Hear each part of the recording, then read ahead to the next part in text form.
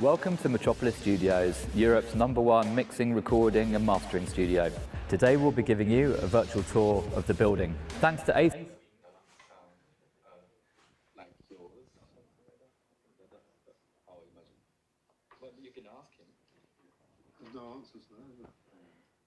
好，你们想要看，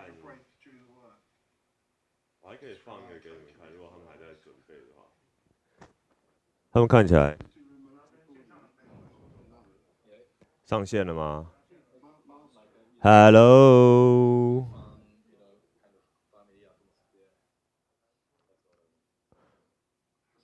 欢迎来到 Metropolis Studio 台湾的 QA。Hello guys, we're online now. Hi John. Morning. 7? Yeah, wait a sec. I'm just getting ready for the day. Just getting my ears, just bathing my ears in goat's milk. All right, and I'm gonna play to people another opening video to show what Metropolis is. Is that okay? So we've got another like a minute or something. Okay. Yeah. Awesome. All right, let's go.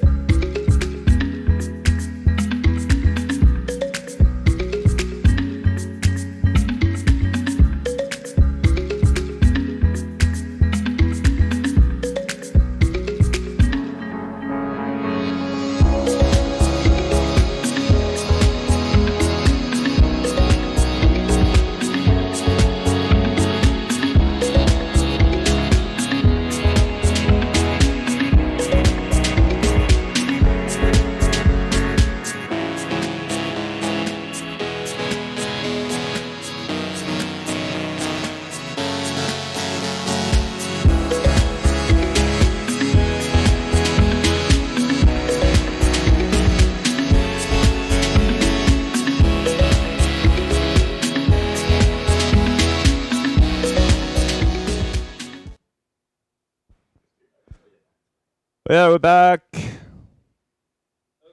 Hey Stephen, put some shoes on. No shoes allowed here. Am I being rude? Put your shoes off, man. You should definitely put your shoes off. Take my shoes off, and then Hitoshi will be complaining. Yeah, I know. Yeah, we don't allow shoes in here. We're in one of the. When I'm wearing shoes, the mastering is better. You think so? Is that real? I get my vibe comes from what I'm wearing on my shoes. I think Fatboy Slim always get the bare feet when he's on the stage. I think that's his vibe. There's a very big difference between Taiwan and UK. Shoes, you master from the feet up. Okay, that's why you got many Grammys. And That's why I'm just killing it over here. yeah, I think so. Different trainers I'm wearing. I'll encourage everybody that. Thanks for the opportunity. I'm Hitoshi from Metropolis Studios. This is obviously John Davis.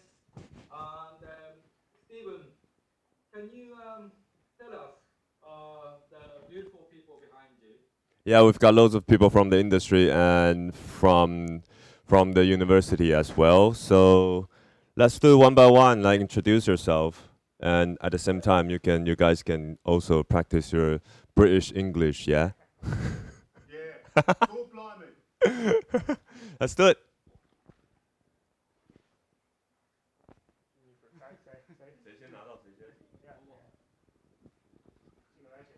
Okay. Hello everyone. My name is Jing Rong. Hello. How you doing? Hey, hi. I'm fine. I'm good. Good. I'm good. I'm good. Yeah. Yeah. I'm come from the Universal of Taipei. TNUA. It's in Taipei's art school. We study in music and yeah. Excellent. Yeah, Thank you. they're basically from National TNUA, Taipei National University of Art. Yeah, Yeah. TNUA. Yeah, I always confuse with tuna, but it's actually TNUA, Taipei National University of Art. Yeah. So is that all types? Is that mixed media? Is that all types of art, or is it just music? Yeah, all all type type of of art. art. All type of art. But we study in music and yeah.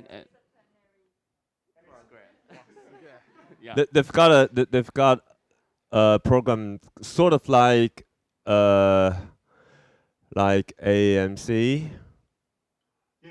Ye- So basically, yeah. In Britain, art school is where people used to historically go to, like Blur, the Kinks, all the big bands go to art school just to form bands, really, not to do any work.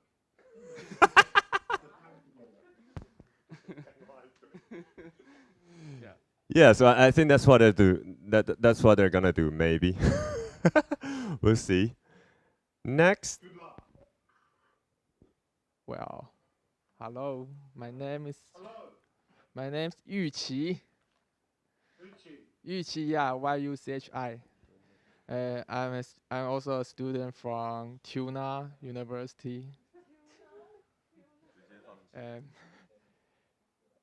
Yeah. Tuna is Nice ours. to meet you.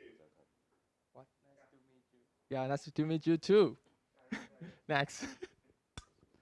Hello, I'm An Chon, and I'm also come from TNUA, and we four are students of Sun. Yeah, and next.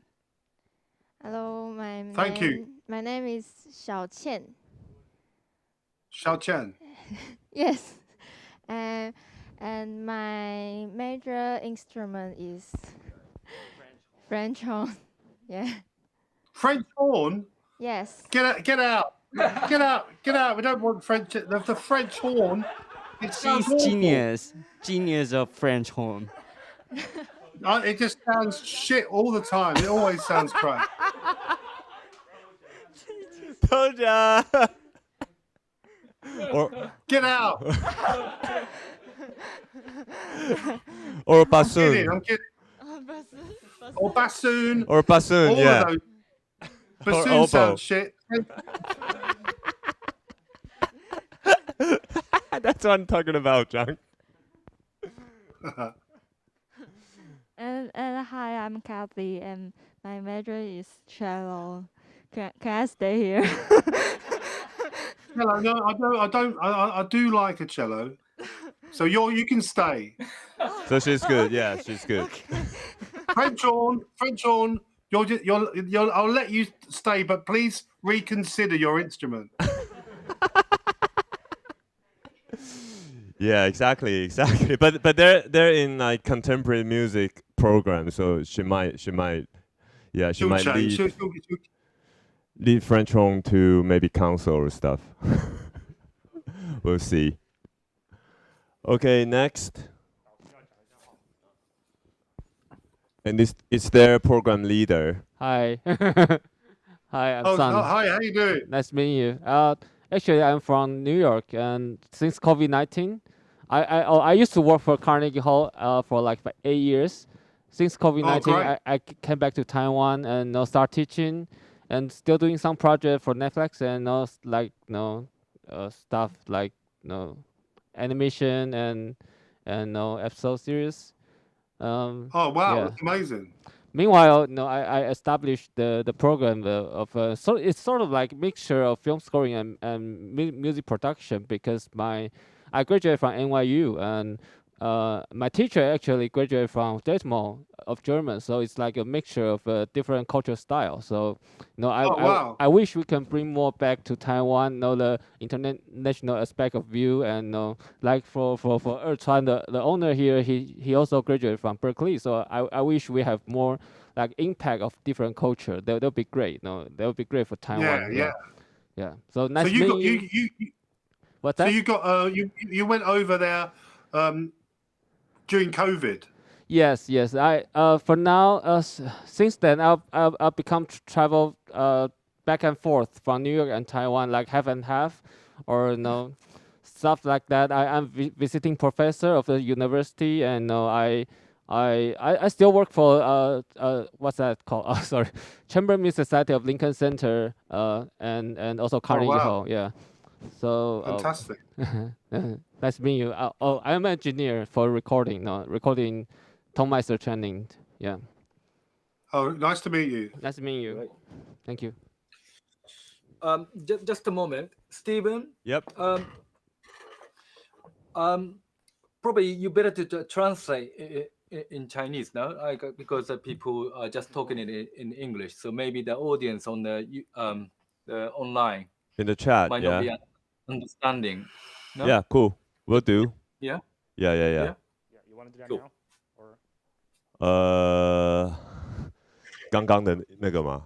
我是跟大家讲一下话，YouTube 上应该有一些台湾的Oh yeah. 朋友们。YouTube 上面的朋友哈，线上的朋友，大家好，我们这边是 Metropolis Studios 台湾，然后我是 DJ QuestionMark。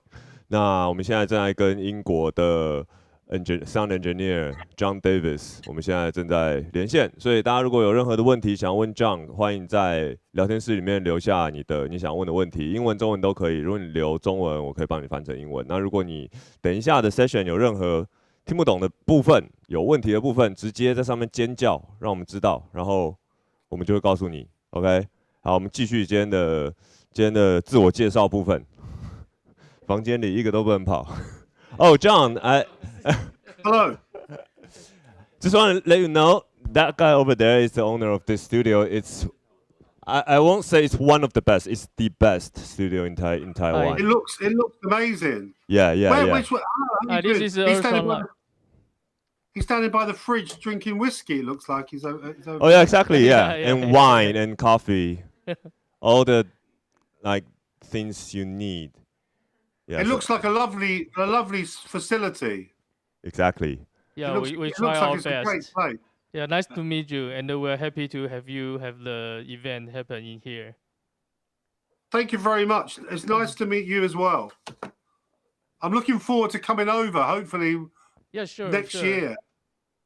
Yeah, he told you we'll make that happen, right? Yes. Yeah, we're looking forward to that. But unfortunately, coming from England, or especially UK, no one wants anyone from the UK anywhere, because we've had the most COVID incidents all around the world. Oh, that's true. But, Yeah. but luckily, I'm so hard and tough that I can't get COVID. It's impossible. That's good. That's good to know, man. All right, let's do the next one. Okay. Hello. Hello. Hello, this is Fred. I'm the keyboard player and producer. Nice to meet you. Oh, nice to meet you. Hello, my name is Mark, and I Hi, am Mark. a sound engineer. Thank What you. stuff do you do? What do you specialize in? My specialization is in live mixing, but A live engineer. yeah, but I start in studio this year. Interesting. Yeah, he worked for a few specific bands and tour with them, and he's now starting to work in the studio as well. His hearing's too damaged because he's been doing live stuff. He probably can't hear a thing anymore. Yeah, but it's good for the career, I think. It's true. Yeah, and now we're giving you one of your client. Yeah, Joshua, he has sent a few tunes and EPs for you. I thought he looked like the intelligent one. I thought. So you know me already. I knew I liked him. I knew I liked that one. Hello, how you doing, man? Yeah, I'm good. Yeah. Yeah, he likes your works. So he just kept sending the tunes. Keep them coming. Keep them coming. I think that's pretty much it. Yeah, that's pretty much everybody. And yeah, so shall we? As I think we've got a kind of complex combination of people here, and both online. Because online we've got some music producers and sound engineers, musicians, PAs, composers, instrument players in the chat. So yeah, so I think today's mission is first of all is to introduce what mastering is and how important mastering to people, right? And now we've got here John is the world-class mastering engineer. Great. Stephen, again, so maybe I think I'm a bit worried about the audience watching the online and then no translation going on. So maybe you can be two MCs with Toby. Shall we do that? Yeah, Toby's typing in Mandarin at the same time in the chat. I see. Oh, great. Yeah. Sorry, I didn't know. Yeah. Perfect. Yeah, we work as a team. So basically, Stephen, I don't need to. Do I just talk for like 20, 30 seconds, or should I just carry on and you can do the translation? Type in the translation. Well, how many blocks? How much block of knowledge do you need at one go? Should I just keep talking, or should I stop for you to?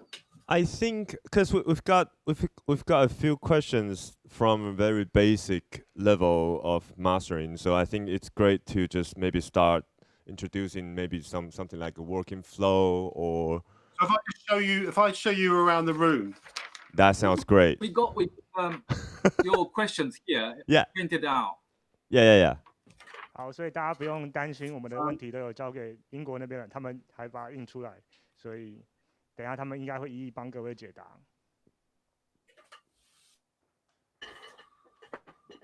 Okay, should I just start then? Yeah, let's do it. Okay, so hello everyone. Great to see you all. My name's John Davis. I'm a mastering engineer here at Metropolis, and we're in West London, in Chiswick. I've worked here for 12 years. Previously, I worked at Sony for 20 years.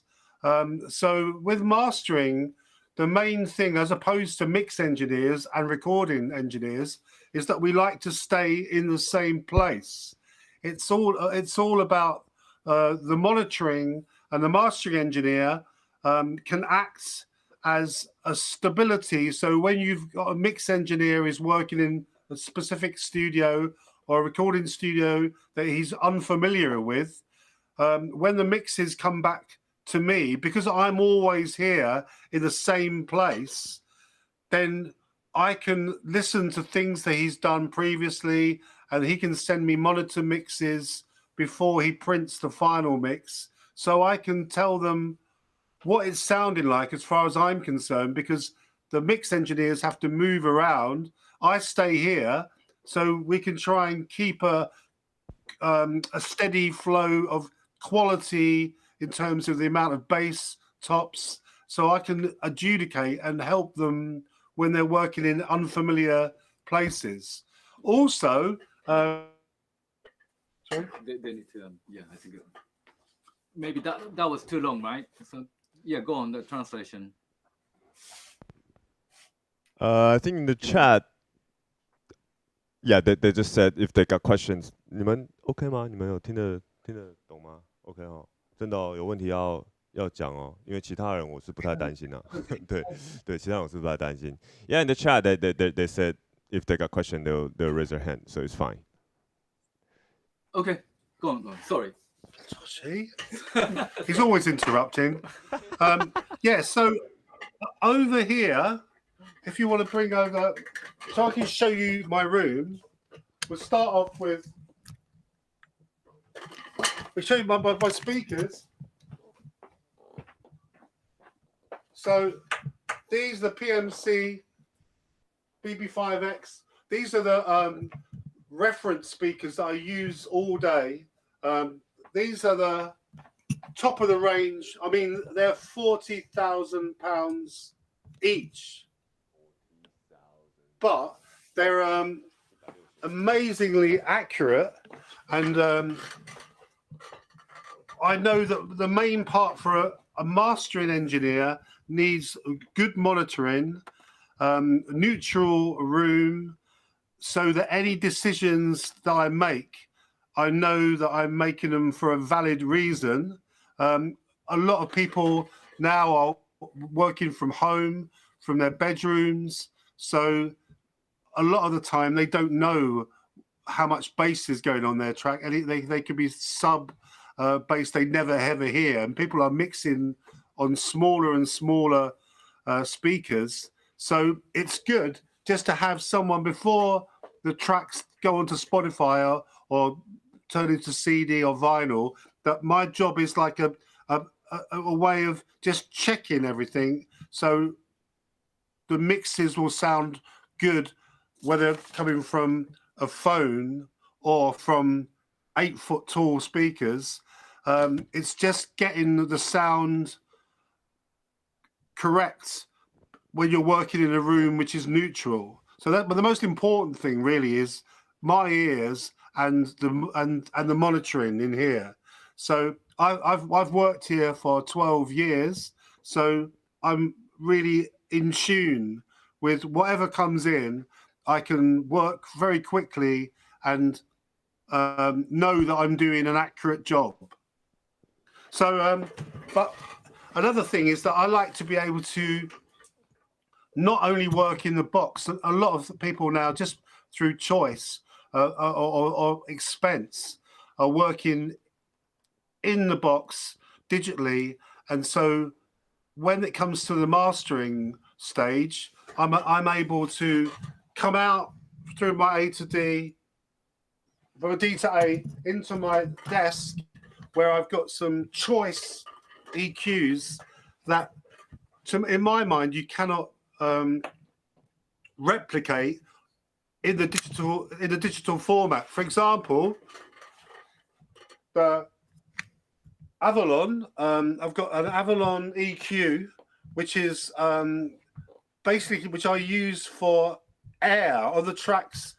I always find when things are mixed digitally, there's like a lid. I always imagine it as like a box, and there's a lid. Whereas when you come into the analog world, you can open the lid up and add 20K, just add a fizz and an air, which makes the track, it sounds like there's more money been put in the project. It sounds richer. That's the point. It's what people want. It makes it sound better and more and just more richer, fizzier. So that the top end, my Avalon 2077 is an important weapon where I don't think there is a digital EQ which is coming anywhere close to it. So that pays my rent that pays my mortgage every month, having that piece of kit, really. So I don't want anyone else to find out. So just ignore what I just said. Ignore that. That's my secret. Then I've got like a for the bottom for the bass and for drum and bass, grime, hip hop. I use the Summit audio. I've got like an EQF 100, which is basically like a really warm tube. It's got like a sort of fatness to it, so I can add like 50 hertz to give it to give the tracks a really nice deep resonance sub frequency, and I use the bass frequencies from the Summit. I use the Sparkle from the Avalon, and then I've got a Mazalek NTC2 control desk, which is allowing me to, a lot of the time I use stereo width. So a lot of tracks, if you bring out 20%, everything has more room, and it's not done as a plugin. This is part of the Mazalek desk, which only exists in mastering rooms. So it's a really musical way of opening up mixes. I always find that budget-wise, the American mixes seem to be really wide and really using the whole spectrum and having gaps where the tracks don't sound cluttered.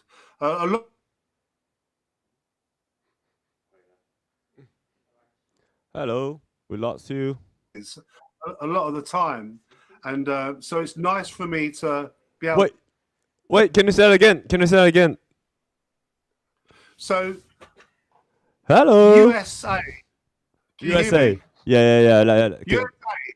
I find that the mixes from the US are wide, and the mixes from the UK are like narrow. I just find it a way of people don't understand or learn about stereo placement of instruments. So when things sound a bit cluttered, I try and bring the stereo field out. So to give a few more room for each instrument. Do you find the reason why the width of the mix is different? Culture, because a lot of mix engineers are dealing with dance music where it's being played in a nightclub, and usually it's a mono system. So it's people get used to helping what's the point of doing stereo when you've got a DJ playing at the end of it? So really you're having to gear things now for wherever it's going to be played out to. So sometimes you would have different mastering for different platforms, i.e.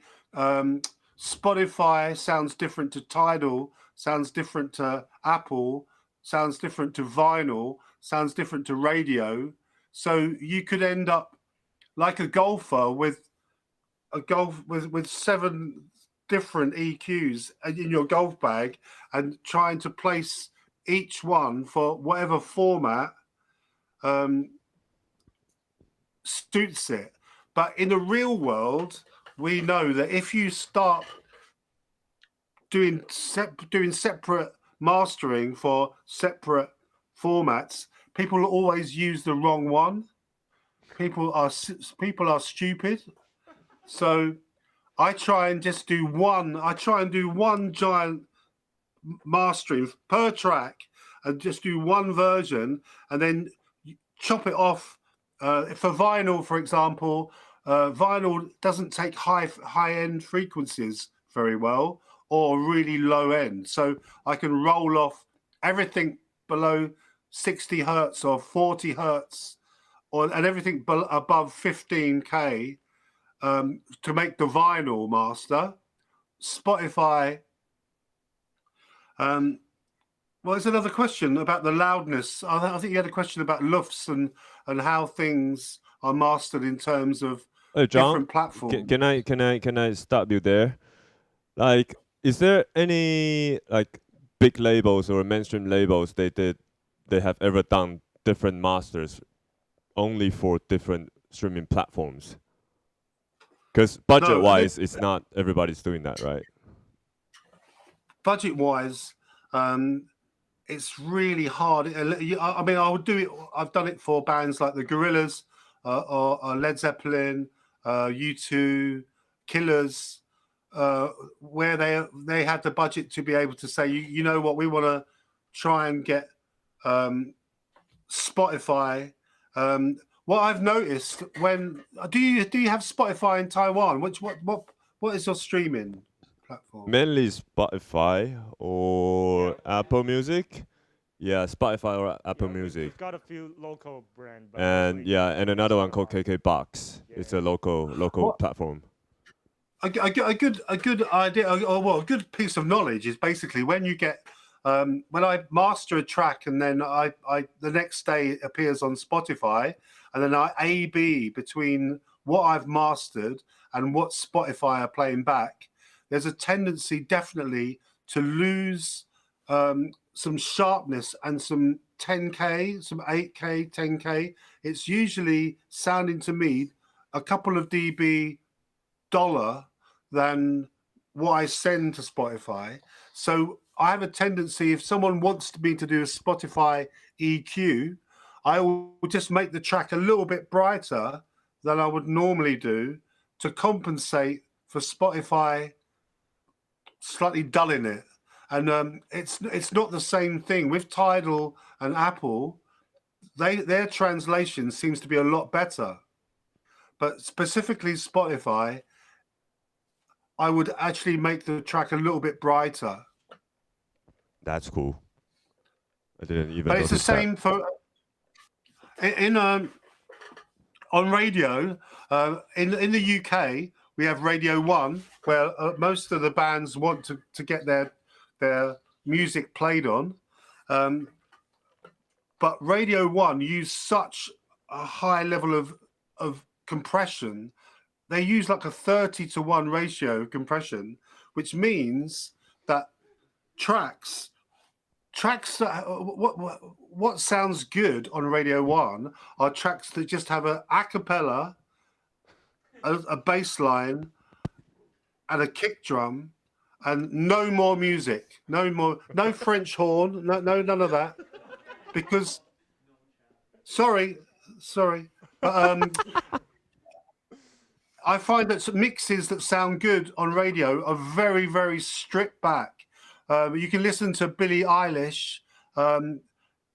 When there was a big fuss about Metallica, the metal band, being too loud, Billie Eilish is louder than Metallica ever were. But the level, because there's only one instrument being played at a time, you can maximize the track. So when a 12-year-old girl listens to it on a phone, it sounds massive. But when you try and make a band with guitars, keyboards, strings, you can't drive that to the same level without it being distorted and turning to mush. So kids nowadays are driving the way that music's mixed. Things are mixed, much less instruments. Ed Sheeran, he came in last year. He had an album ready to be released. Then they played it back on laptops and phones and decided to take instruments out, take things off the mix to get it as minimum, to make it sound good on really basic systems. And I think that's driving it, which is a sad thing for music, but it's the way that the market's going. It's much harder for bands to break out now because there's too many instruments. It sounds crazy, but look at Frank Ocean. If you listen to any of the mumble rap, any rap from, it's very, very stripped down. Whoa. Wait a minute. So that's a fact. Wait. Let me explain what Radio 1 is to Tony's crowd. Yeah. 就是 Radio 1， 因为大家知道 BBC 嘛 ，BBC 是英国最大的电台。那 BBC 底下有很多子台，就是 Radio 1、Radio 2， 就1、2、3、4、5、6这样子。然后每一个 radio 它都有不同的音乐类型跟专攻的项目。那 Radio 1它就是最大的、最 popular 的那一种。对，所以大家都会想上 Radio 1， 你听的人就会爆红啦，基本上这样子。然后有些舞曲可能会在 Radio 4这样子。对，它是 BBC 的状况。All right, it's good. Please go on. So if I carry on, so basically I've got like an analog system, whereas I find that when you're mastering purely in the box digitally, the tracks don't seem to have any depth to them. They're just loud left, right. With the analog system, it feels that the tracks have more 3D. So it feels that you've got like more depth to them. The analog boxes give them slightly, they've all got their own character, but they just give it more of a real sound as opposed to being quite sterile digitally. The analog boxes give things a flavor, which is what I like to hear. I feel it feels in the imperfections, it gives the track character. So I use the analog desk for mainly for my EQ, but then when I've come out of, I use an Antelope. Can you see that over there? I've got an Antelope isochrone master clock, which is really atomic, a really accurate clock. When it comes out of there back into the digital world, on my workstation, I mainly use the Fab Filter. Fab Filter's a fantastic company. They're very musical, but I don't necessarily use the EQ. I'll just use the limiter, the transparent. It's a way of getting tracks loud, but it doesn't crush things. I use the Ozone for. I usually use 3 or 4 limiters, so that you don't hear any pumping. If I'll use an Ozone, I've got an L2 hardware limiter. I've got a TC electronic, and I use maybe a couple of dBs on each one to step the track up, and then I get a good level, but without any distortion or pumping. So it's a good mixture of digital and analog, but I'm changing things all the time. The digital side is getting more every year, gets better and better. So I think it's great for producers and mixers who are on a budget. They can get Fab Filter mastering program for a good price and do a really good job. But I think that I'm trying to deal with the top 10% of people that really are expecting that little bit extra. And I think that's what you can get with the analog EQ. I'm not saying that will be forever, but I think at the moment it's just got a slight edge to it. Yeah, we've got a few people in the room. They have invested like loads of money on that, and they're happy about that. Yeah, well, stay calm, guys. You'll always be winning. You'll be winning. Yeah. And then so in terms of workflow, I mean, during the day, I would expect to either master an album if a band turn up. I've got a big studio. The tracks, the monitoring is so good that it sounds. There's no sweet spot. You can wander around. So I can have 6 or 7 group members here, and it will set the whole room sounds good, which is very important because otherwise everything slows down if everyone has to listen to it in one part of the room. So I enjoy having musicians and bands attending, which has been a problem during COVID, but now people have started coming back again. And part of the mastering to me has always been the fun of meeting new people and just interacting and just watching someone's face. You can tell if you're doing it good. If someone's got like a screw face, you know that your things are going wrong. But if everyone's dancing around, especially people like Noel Gallagher, or who is very sullen, but if you get him dancing, then you know you're doing a good job. So I just try and get people put a smile on their face, and then it's a good atmosphere. Mastering to me is like audio hairdressing. It's like being a hairdresser. It's not like being a heart surgeon or a brain surgeon. It's all about just coming in, looking at your hair, taking a little bit off the top, take a little bit off the bottom, wash it, give it a little bit of a jerry curl, and then on you go.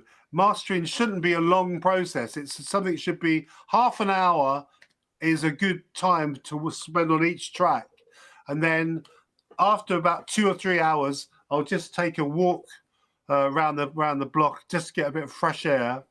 I don't like to do 2 hours is enough, because then you take 10-minute break, come back in, and then your top end's back, and the concentration is quite a lot. Otherwise, I find if you don't take breaks, you can either get your tracks get louder and louder during the day, or the tracks get brighter and brighter during the day because your ears are getting fatigued. So it's something that I like to watch, and I try not to work more than 2 hours at a time. How long did you take to get used to the room and make sure everything you've heard is accurate? In general, if someone moves into what I would do is that I have basically a playlist of like 9624 WAVs that I know that I love the sound of, and I know what they sound like. The oldest one is probably Giorgio Moroder, I Feel Love, Donna Summer. It's a tune that I've lived all my life with, and if I can play that anywhere I go, I can tell straight away what the room characteristics is, because I know what the bass is like, I know what the top end's like. So if you have I have a reference of tracks that help you get used to a room quickly. But I would say if you do start mastering, it would probably take 1 or 2 months to really get into it, which is why I don't like to change at all. Everyone says that I'm not ambitious, but really I think mastering engineers, the longer they can stay in one room, the better it is, really, because it just stays. You're like the village blacksmith. You're just having to put the horses come to you, but you stay where you are, and everyone else moves around. But it's nice to have a mastering guy that's just in the same place, if you know what I mean. Yeah, exactly. So that's why you can check the mix and send some feedbacks, like the mix maybe is good or need more works or something, right? Yeah, well, usually it's just something like you need to put more bass on. People's speakers, they might just sound really bassy, and so you can just tell that it's really good for a mastering engineer to have a good relationship with mix engineers, so the work comes to you through them as opposed to coming through a record label or a producer. It's the mix engineer and the mastering engineer that work together. And once you get a good rapport, that's the best way to go. And then if I think that something's too, I can't work with something, I can then just call the mixer up. Can you bring the bass down? Can you bring the vocals up? It's nice to be able to have that sort of interaction. Yeah. All right, we've got a question in the chat. Do you tune the speakers, like using the analyzers, or see if all the frequencies are reduced in the generally even level? Sorry, I didn't understand that. Do you tune the speakers, like in the room? Do you use the analyzer, like space mic, to make sure all the frequencies are like flat enough, or? Oh yeah, I mean, we get PMC who make the monitoring. They'll visit the studio, I would say once or twice a year, and then just get the room completely, because other times you get the bass drivers might need work or be replacing. So we continuously, every couple of months, we get the PMC along just to measure everything to make sure everything's working. I see. Okay, and somebody has asked, do people need to give it like the screenshot of their automation on their plugins to you, and so you know what's happening? Yeah, it's a good idea, but it's even better to send me the plugins. So when I'm working with the top guys in the UK, I would say people like Flood, Alan Moulder, they will send me the mix flat. They will send instead of sending me a listening copy and a snapshot of the EQ, they'll send me the plugins that I can just put into my mixer, and so I can have their mix as it was, and then I can just, what I invariably do is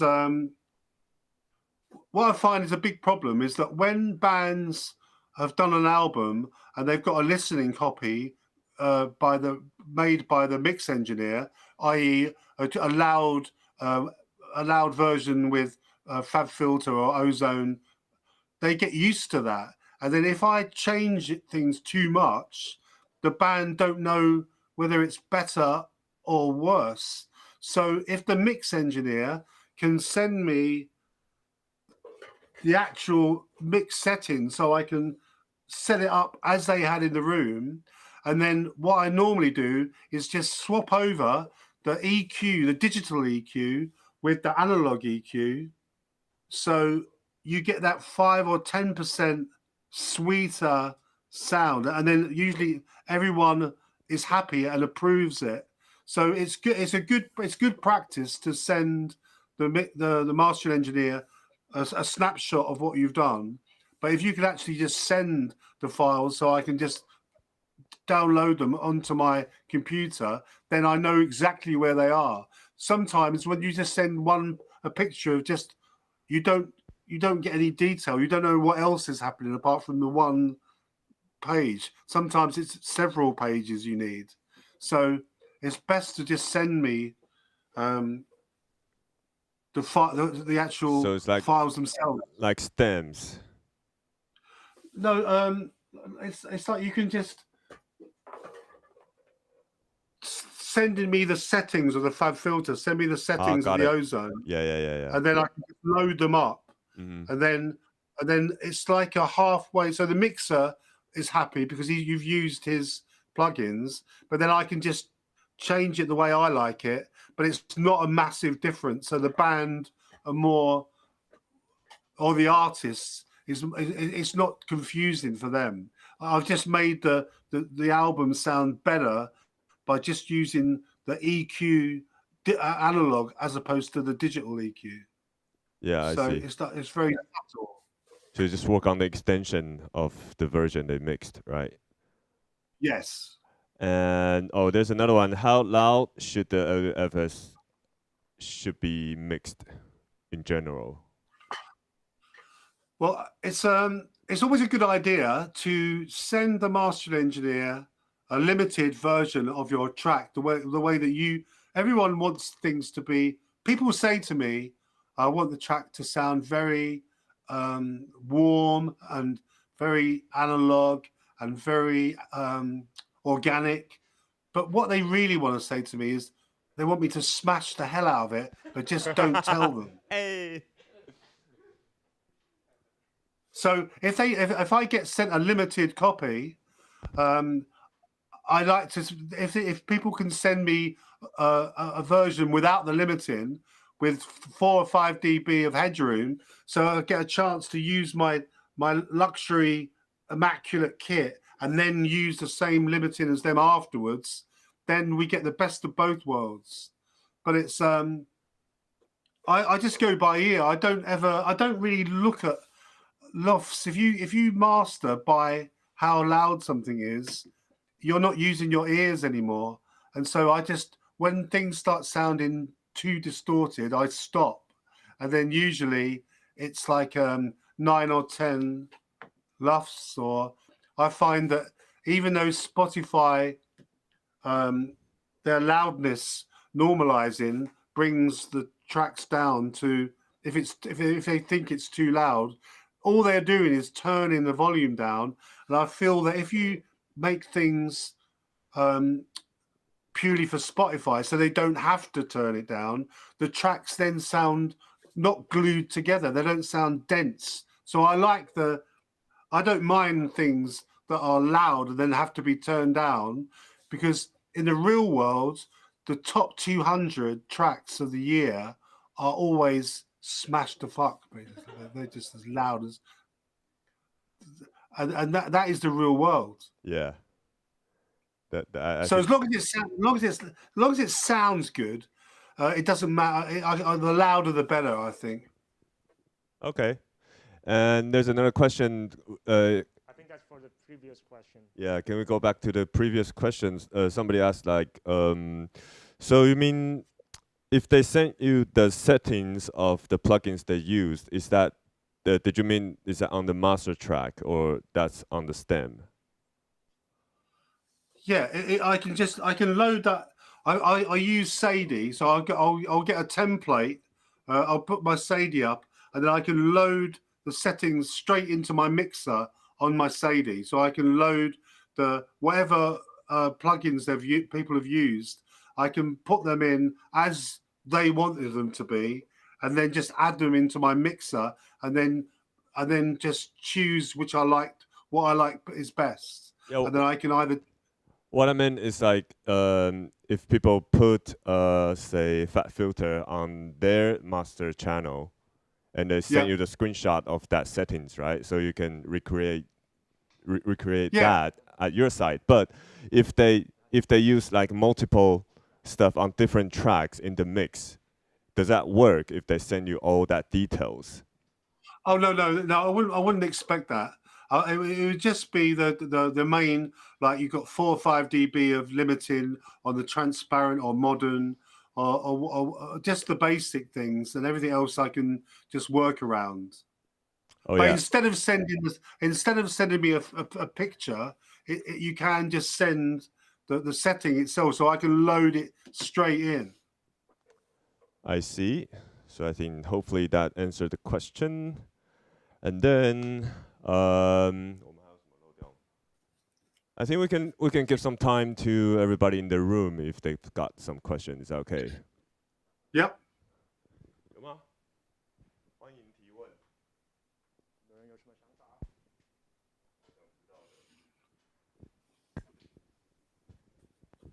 Hi, I have a question. So, what you were talking about is fat filter and ozone. What if a mixer has different limiter or plugins that they would like to use? For example, plugin alliance. Would you rather us to have same plugin as you, or or it's okay if we use some others? We've got all the VST stuff here, and it's good. If we don't have it, I can make my boss buy it for me. So I'm happy to use things that we haven't got, so I get more gear. Sounds good. And I also have a question that it came to my mind, is that actually Carnegie Hall it offers a hardware version of L2 waves, So in this case, would you suggest me to, if I'm going to send you the mix file, would you suggest me to maybe mix with the hardware, the limiter, and send it over, or just the 2 different versions, limited or not? Yeah, two different versions. Okay, it's great. I've got the L2. I've got the hardware version. Have you used that before? Yes. Because it's a live concert hall, so we always. Oh, cool. Yeah. So yeah, they're very rare now. Very rare to see those, but they're great sounding, and they're especially for like rock music. They give it a sort of dirty character, really nice overdrive.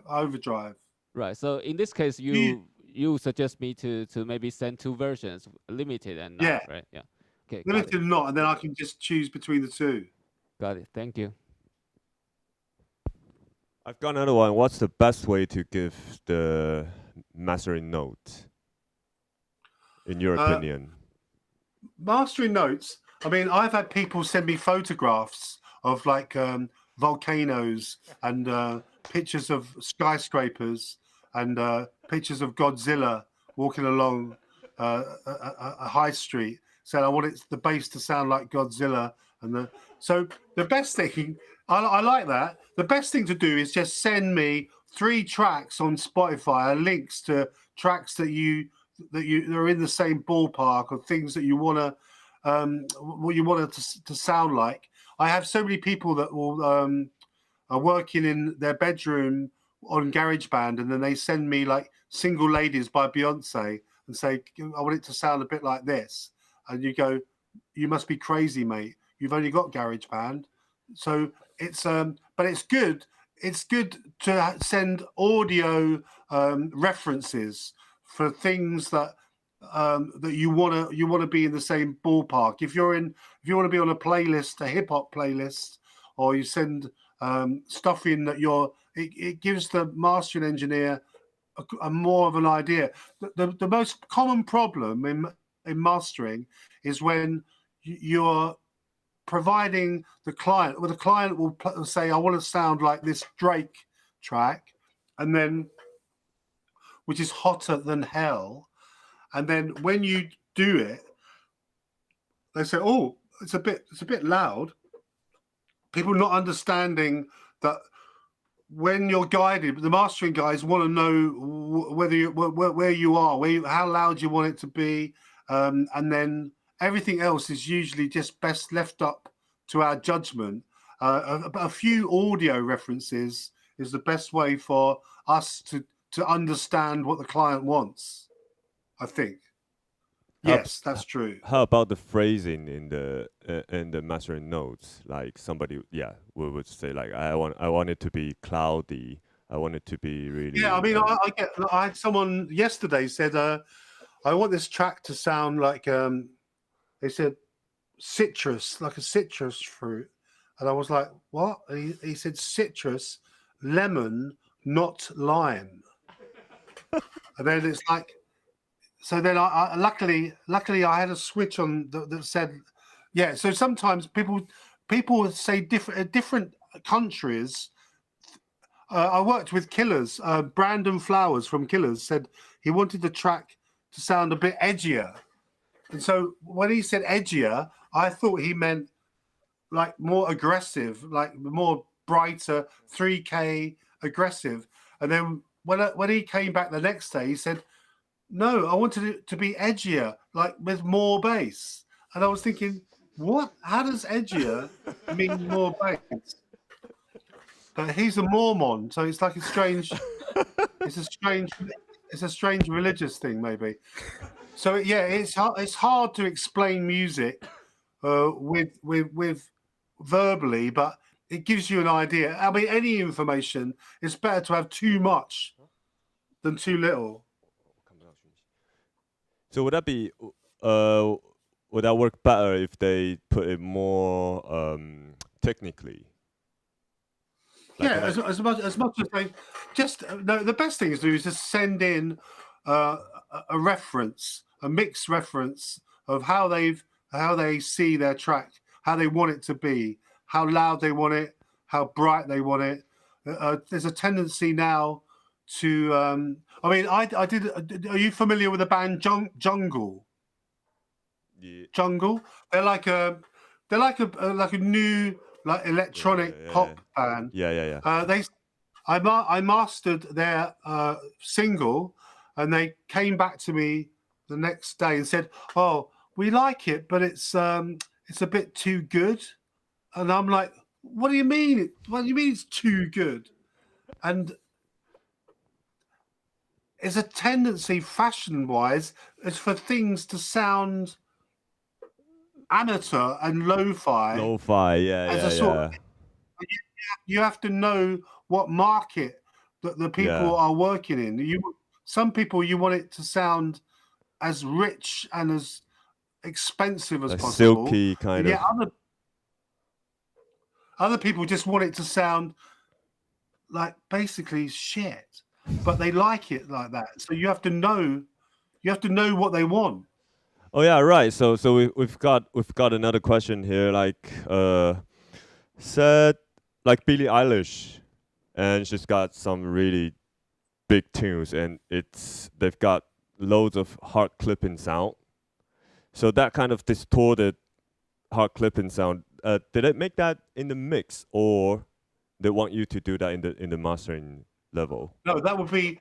I mean, what I think is what your studio owner will be happy to hear here is that obviously everyone panicked when Billie Eilish is seeing videos of her and her brother in the bedroom making these tracks that selling millions and millions of copies.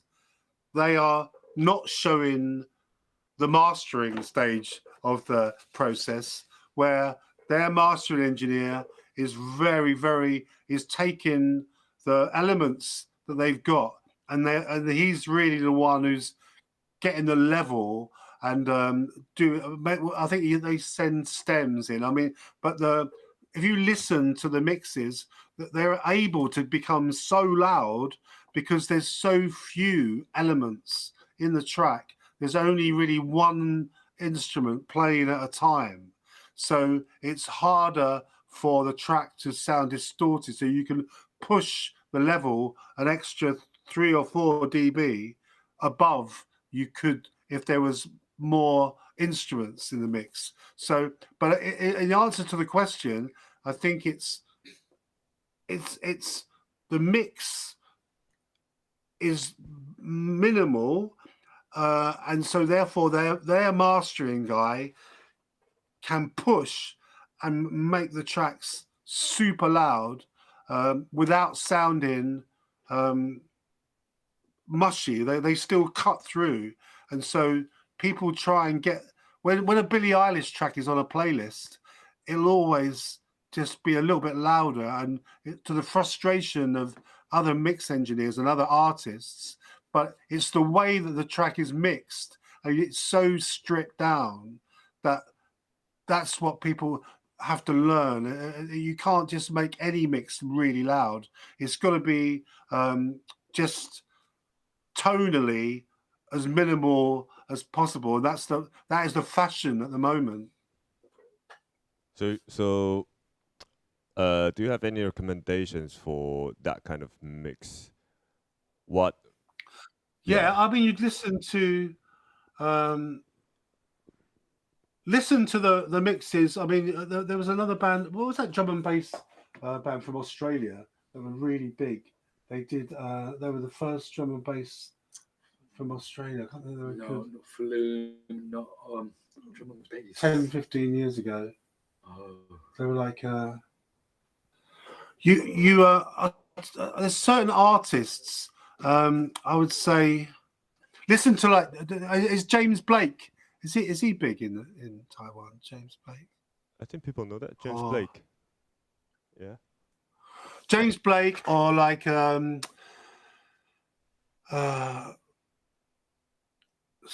I'm just trying to think. Bon Iver, James Blake, LCD Sound System. Yep. Their mixes are just. There's not too much information. There's just where the mixes are changing, but they're basically there's just 2 or 3 instruments at a time, and they're blended, so you can push everything. And the minute this keyboard or piano, an acoustic sound comes in, it'll be on its own, so you don't get the distortion artifacts. They're mixed to be mastered loud. You can't just mix something and then master it loud. It's a 2-step process, and it's usually my advice is to try and get as less as you can in order to get a really loud like product.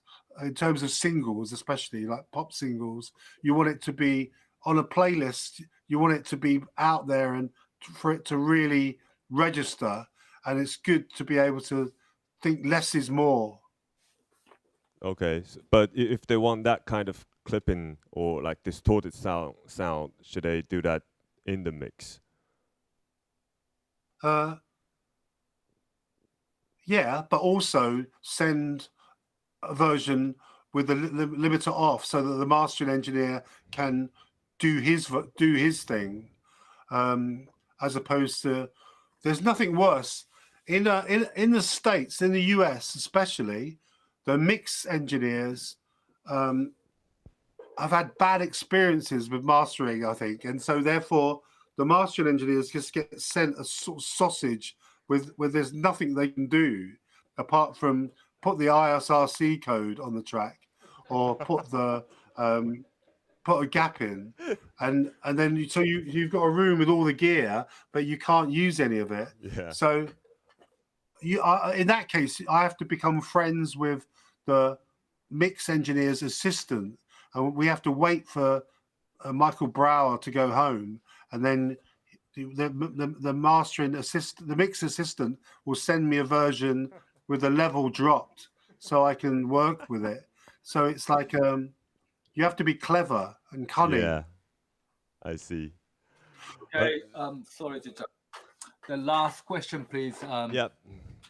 So we got the last one in the chat. Like, any tip to get air into a mix? Is it just EQ 20K up, or there's something more? Yeah, I think that when you're talking about the real above 12K, I find that digital gear is not doing it for me. I would if you can't afford the Avalon AD2077, which is like it's probably about £12,000, about $15,000. There's another, I don't know whether you can see, there's another Avalon. Can you bring the thing over here? Yeah. This is the limit. I can't. Tom, get the. He's gone to the photographer gone. There's an Avalon tube compressor, which has the EQ, which is only like $2,000, and it uses. I'll just show you. Can we look at this one here? Yeah, I can't move the camera very well. We can zoom in a bit on it. Yeah. That's way more affordable, yeah? This is way more affordable, and it's got like 6 bands of EQ here. So you can, the top one is 26K. Then you can, it's got the same sound as the expensive EQ, but for much cheaper. So the VT747 Avalon is a budget version, but can give you the same air, the same sort of luxurious sparkle that is a characteristic of like really high-end mastering. Oh no, but don't now forget I ever said that to you. Please forget what I just said. Yep, it's not a secret machine. It's just one of those. Well, thank you very much. I've very enjoyed talking to you today. Thank you, John. Now my wife wants me to get back to work to get some money so she can go on holiday. For your mortgage. I don't believe in all property is theft. I just rent. I rent. You don't buy, yeah? I don't think you can't take it with you. Yeah, that's true. Anyways, anybody got any questions? But that's the last one. But yeah, okay. All right, thank you very much, John. Sorry for the French horn player. I'm only kidding. I'm only kidding.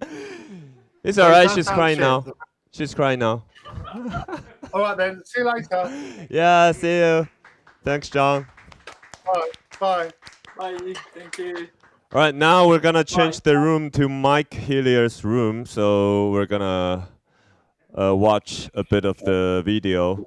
所以我们现在来看一段影片，然后我们要介绍那个 Atmos mixing。Hello, my name is Mike Hillier, and welcome to the immersive room here at Metropolis Studios. This is an 11.2.8 room, which means we have 11 speakers surrounding us, at ear height, we have 2 subwoofer array, and we have 8 height speakers. They're all provided by Neumann Sennheiser, and they're arrayed 30 degrees apart, giving us the most impressive immersive room for mixing and mastering music in the UK. This is the Dolby renderer we've got up on the screen at the moment, but here at Metropolis we can work with Sony 360 and any future potential immersive sound format that may become available.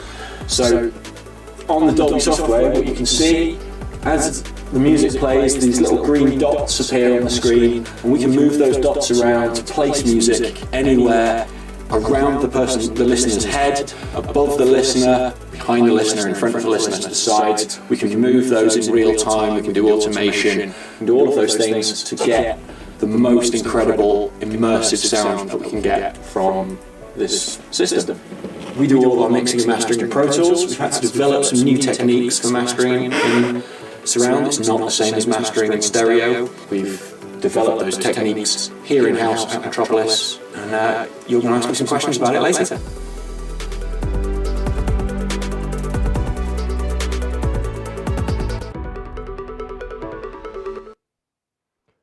Right, we're back. And that's Mike. Hi, Mike. Oh, we're good. Excellent. Loud enough, yeah. So, yeah, everybody has watched your introduction of Dolby Atmos mixing. Yeah. So, I think it's better for you to give us some introductions of the Atmos mixing. Yeah, and let's jump to the questions. Is that okay? Okay. Yeah, of course. So first off, I'm Mike Hillier. I'm one of the mastering engineers, like John, here at Metropolis. I'm here in Studio C, which is one of our mix rooms. But you've already seen in the video the Atmos mastering room. It's a 21 speaker room, and that allows me to work with really fine detail and positioning around the space. We do Atmos mixing and Atmos mastering at Metropolis. And that will work on all of your home systems. That will work on headphones. That will work on 5.1, 7.1, 9.1.4, whatever you've got at home. Ooh. Okay, so I think the first question is procedure of standard of mastering for Dolby Atmos format. Okay. It's really technical. So that's okay. So the way we work is you would provide us with one of two things, depending on whether we are mixing for Atmos or mastering for Atmos. So if we're mixing, we get the stems from you. They will be already mixed, stereo stems. They will add up to your stereo mix, and we will move them around. So you would give us the vocals, the guitars, the drums, the synths, the bass, any orchestra, for example, as just stereo stems, and then ideally reverbs as well, separately, reverbs and delays. But how does that make sense? Yeah. And like my question is how you decide to make things panning. So I just use my creative judgment. There's rules. So what I like to do is the core objects in the song, I leave at the front. So the vocal stays in the front, the kick, the bass, most of the drums stay at the front. And then I use the space as if your pan knob on your normal stereo mix was just bigger. And so things that get panned to the sides get brought forward a little bit more. Reverbs and delays might get brought towards the back. Certain sounds get moved up a little bit. So you have height in Dolby Atmos as well as surround. And that can be really useful for getting extra layers of separation. So instead of just a stereo picture at the front, you've got a whole three-dimensional picture, even just at the front. Okay. Have you got any questions? Anything about like why Atmos, or I think if we go to like more basic side of of Dolby Atmos format. I'm just curious what's your thought about that? So, well, Dolby Atmos is really interesting to me because surround formats previously have never really taken off in the music space. No one really listens to 5.1 or 7.1 or quadraphonic. They're quite niche products. Dolby Atmos is interesting because it will work on headphones, and everyone has headphones. So you don't need to invest in extra equipment, and that means everyone can listen to it. So that's really fascinating. But would that come with different like imaginations, and people get different result of the mixing? Like one of the engineer here, he said something people said it's at his back, but he felt it's just something get high passed in his front. So it's just different. I just think that's a bit interesting. Yeah, so well, the headphone experience is going to get a lot better as the technology progresses, and it's to do with things like headphone tracking. So as you move your head from side to side, if the headphones know that they're moving, then they'll be able to place a front in front of you and keep that image stationary rather than moving around as you move your head, which will be really, really interesting. And then the things behind you will stay behind you. Ooh, that already happens with Apple headphones, like AirPod Max, AirPods, and Pro. The X Pro. Yeah, that already happens with all of those. Oh, that high pass is X curve. Okay. Yeah. All right. The X curve, we tend to not use the X curve. It's not ideal. Why? Oh, because it does weird things with the sound. It doesn't sound good to our ears. We've kind of bypassed it. Yeah, I just saw somebody posted that too. There is an X curve, and some mixers are done with it, and they tend to sound a bit bright. We use our own in-house stuff. If there are any Dolby Atmos works people can start with, what would you recommend? What to listen to? Yeah. Crikey, that's a really difficult question. One of the best ones that I've enjoyed listening and that I demo quite regularly is Rocket Man by Elton John. Oh. And there's a bit in the Dolby Atmos mix of that in which the slide guitar part goes from the back over the listener's head to the front, and it's like a rocket taking off, and I find that really good fun. Is that a rework, or is that it's the original mix, but it's been reworked for Dolby Atmos. Wow. And I got another one. So what's a working flow like between Atmos mixing and mastering? So Atmos mixing and Atmos mastering are quite different things. So Atmos mixing is a process in which you will send me your stereo stems and I will make it Atmos.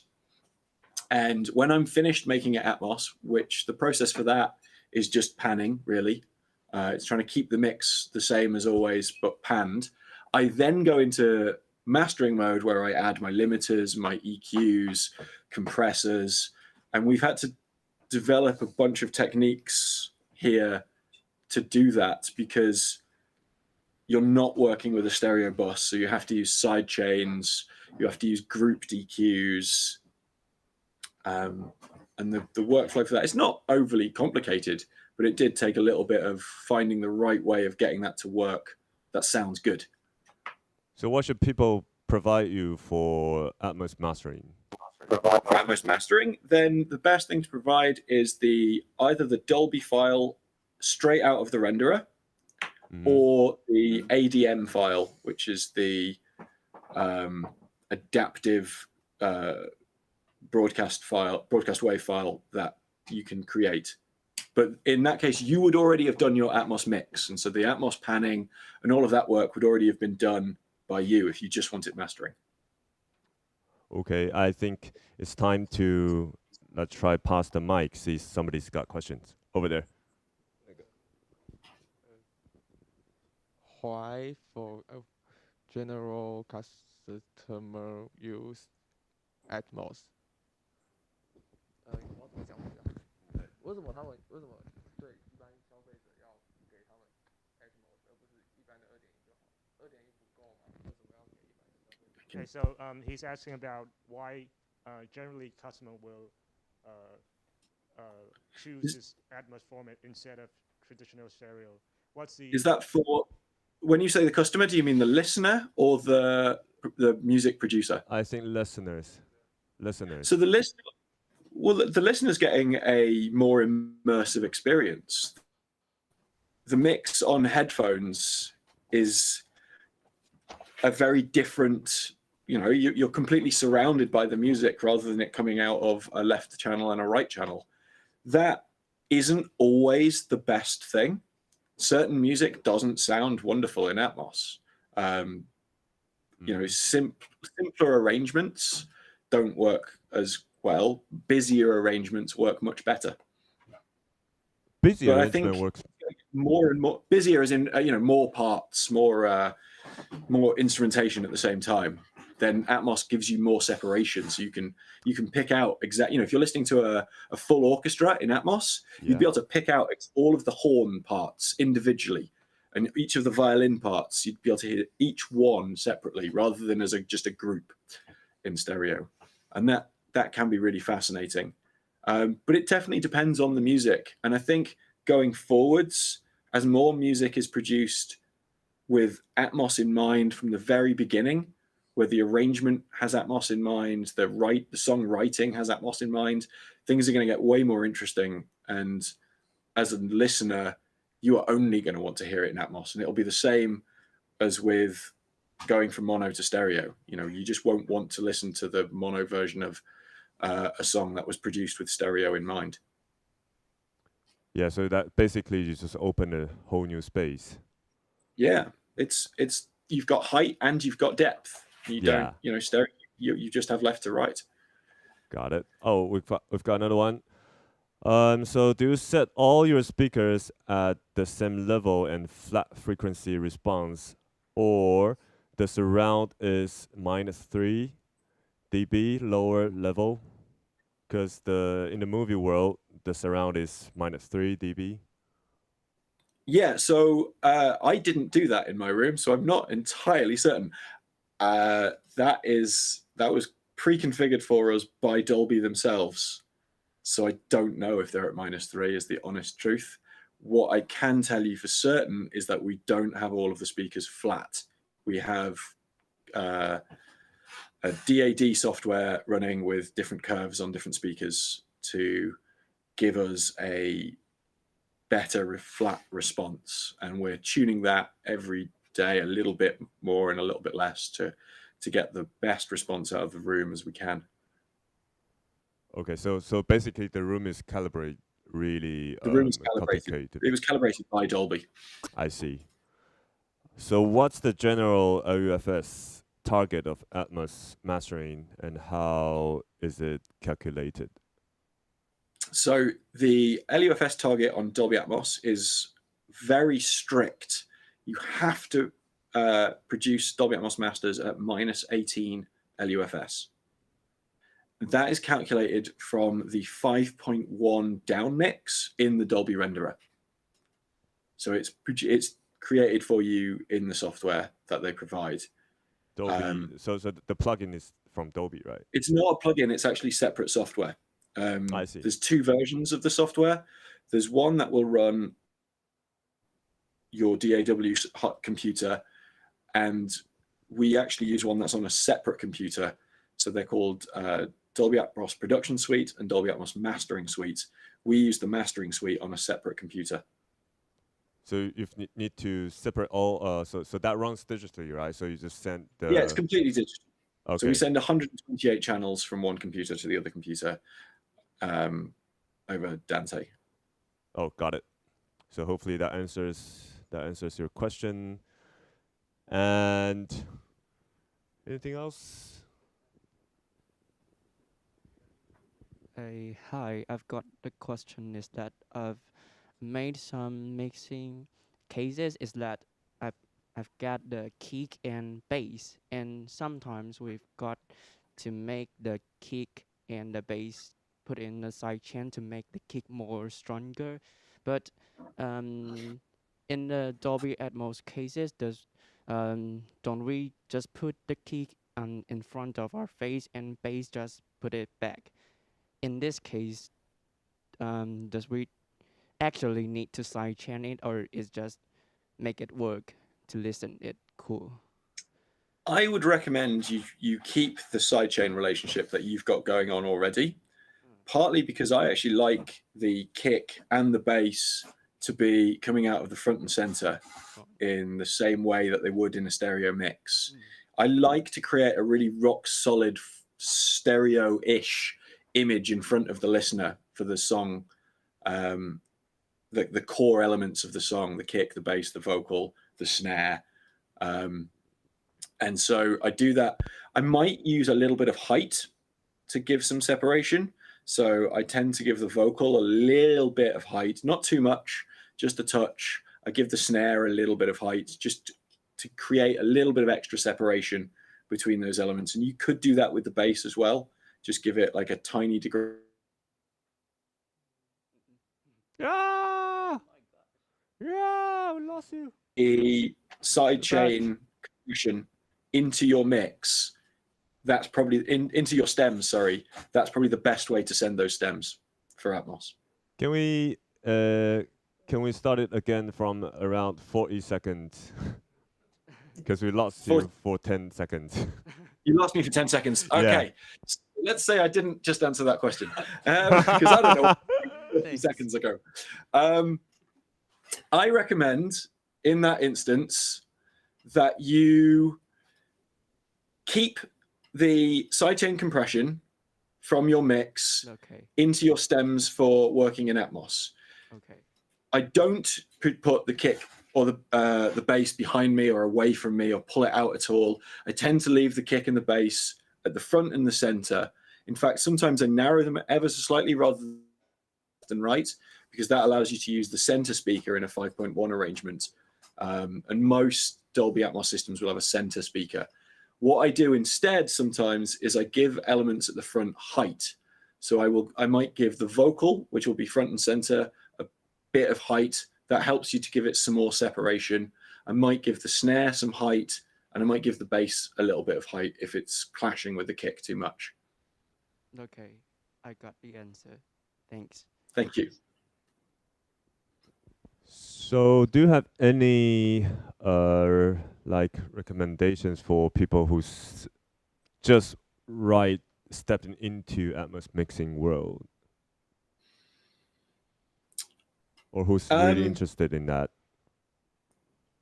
I'd say experiment as much as possible. Play around with things. See what your room reproduces. But when it comes to your final mixing, consider the listener more than anything else. The listener is used to, we've 50, 60 years of having a stereo image in front of us. So if you start putting a bunch of elements at the back, the listener's going to be really confused. So keeping something really solid and foundational at the front, not trying to use the space too much, not thinking of it like lots of whiz bangs and clever things flying around, spinning around the listener's head all the time. It can get off-putting. It's too much. So use the space. Think of it as stereo plus. You've got extra, but you don't have to use all of that extra space. Yeah, just like in my own experience, I used to study in Goldsmiths. And we've got a 8 channels room. So in the sonic art world, 8 channel is kind of a standard, right? And I need to do 8 channels work, and I was totally panicked because it's too much.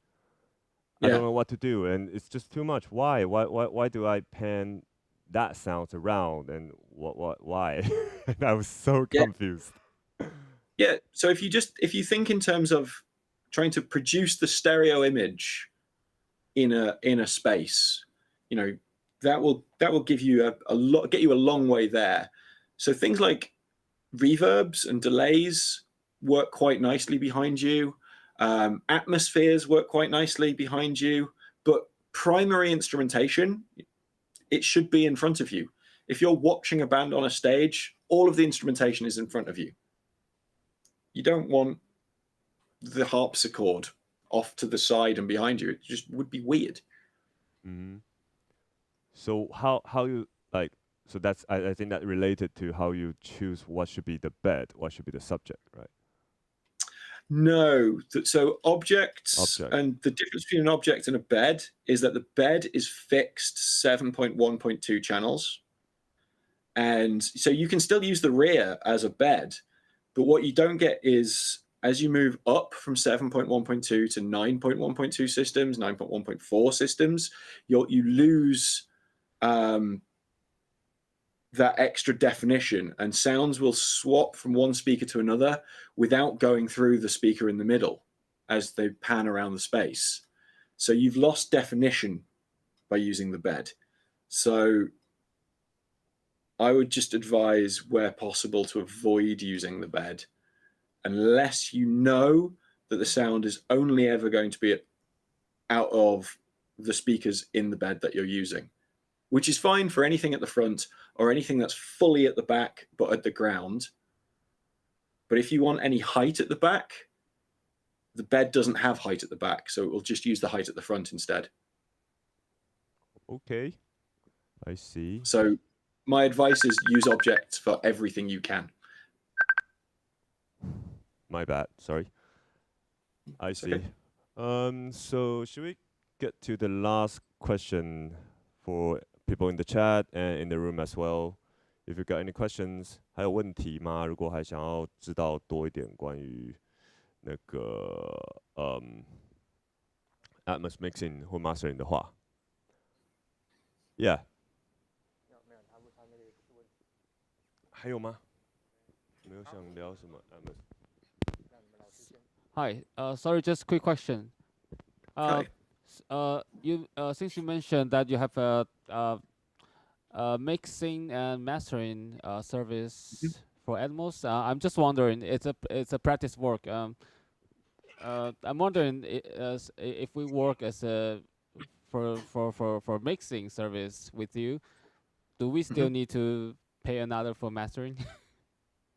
No, so no, that gets.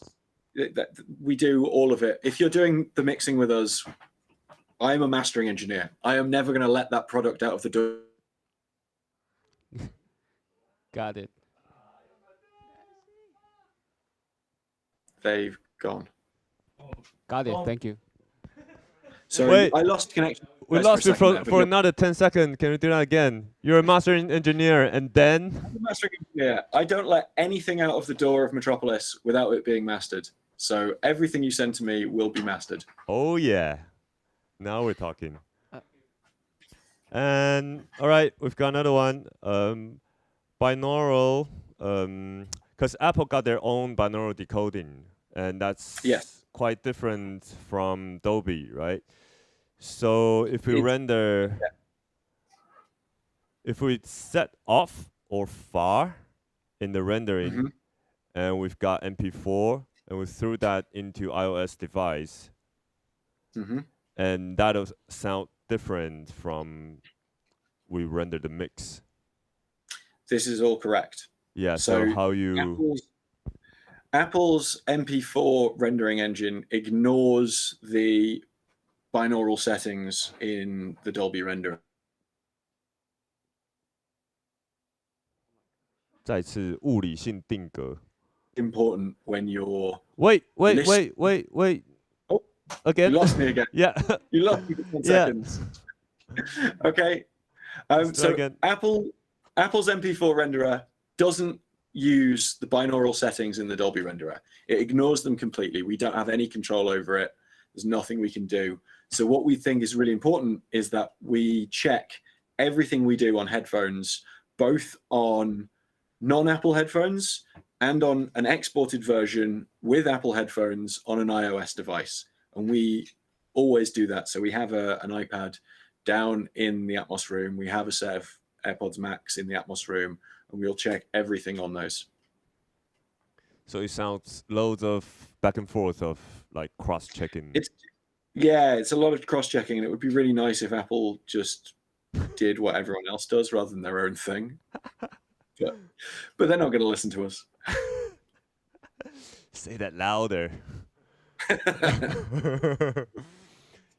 Yeah. So yeah. Hopefully, I think that answered the question. And have you got anything here in the chat? I've got a small question. Is that I'm just wondering if I'm a vocalist and get used to my band is just back of me. So if we got a version of the track is the instrument is in the back, is that fine on the market? It would sound very weird to the end listener, I think. It would sound really correct to you. Yeah. But not to anyone else. On the stage. Yeah. So I mean, there's nothing wrong. Yeah. If you think that the best place for the listener is where you are, then that's how you would mix it. But I think that would be really strange for the listener because they're used to being in the audience. They're not used to being on the stage. Okay. So I try and imagine that my listener is in the audience. Okay. Somewhere on the front row. I'm just on the audience to put their part on the vocalist part to just imagine them is on the stage. I'm just make this wondering. Yes, thank you. Yeah, I got it. It would totally work. It's just I'm not sure everyone would like it. Okay, thanks. Oh yeah, I've seen the Imogen Heap's VR concert. I think that's similar to that. You can stand on the stage with Imogen and listen to what's happening on the stage. That's quite fun. Yeah, that's extra clever, the Imogen Heap concert. Yeah. Because you can move around in it. I'm gonna read you another one we've got in the chat. In the Atmos official video, they put height stuff in the bed because in the big theater, everyone can hear at least one of the speakers in top left or right. But using object might render it to a specific corner. Someone in the room might not be able to hear it clearly. That sounds like it's specific to theater work and not so much for music and headphones. Yeah, so that sounds. It's a technical question, technical thing, I think. Yeah, but it's technical to theaters specifically as well. So you're using the heights in that instance. You're using the heights as just reproductions of the left and the right to give you more reproduction for people who are in odd places in the room, rather than trying to reproduce a really great experience for one person on headphones. Yeah, got it. Because that sounds like more surrounding system. Yeah. Okay. All right. So if there's no questions, we're gonna wrap it up. Last one. Hi. So if you mix for the Atmos, I'm just wondering if I'm working with the film crew that your mix is going to be fitting into a film. How would they gonna work? Are you going to deliver the ADM or the stems, the Atmos stems, or how do we put in everyone in yeah, work? So when it comes to mixing Atmos for films specifically, you want to give the film sound engineer the most control as possible. So whoever's doing the film sound needs to be able to have extra layers of control. So it's probably best that you just give them the stems and let them do a lot of the Atmos work themselves. If you give them the ADM, they can do that. They can export the stems out of the ADM and have that level of control. Yeah, in the future, if we want to control the really good mixing content in the music, I mean, original soundtrack most specifically, and the sound engineer in film, they don't really do that kind of stuff, the creative, panning. No, or if you're stuff doing like it for this, yeah. if you're doing it for the soundtrack as a separate thing to the film itself. Yeah, of course, yeah. Yeah, I was thinking in terms. I thought your question was more about the film itself, in which case the film sound engineer wants that control. If it's just the soundtrack, then yeah, have at it. Place things wherever you want. Okay. Yeah. Thank you. No problem. All right, thank you, Mike. Thank you. And by the way, I really like your work for Gabriel Prokofiev. Oh, thank you. Because That's good. I played his too. turntable for concerto in Taiwan, so I brought him in Taiwan. Yeah, so I love hopefully, Gabriel Prokofiev. He's amazing. yeah, he's my neighbor. When I was in brilliant. Hackney, yeah. So hopefully I can see you in Taiwan sometime. I hope so. Yeah, Thanks, thanks guys. Mike. Bye. Thank you. All right, is it the end? Oh, thank you so much, you guys.